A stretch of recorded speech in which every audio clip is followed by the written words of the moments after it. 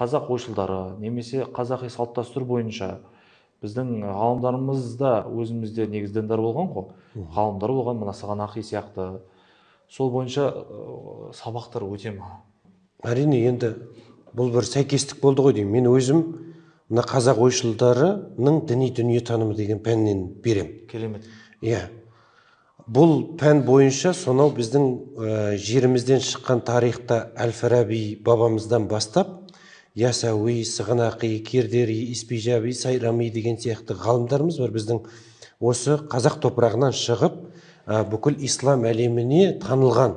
Әр салада бұл тәпсір, хадис, фих деген діни ғылымдардың барлығында, тіптен басқа ғылым салаларында да аты шыққан ғұламалар өте көп болған біздің осы қазақ жерінен шыққан.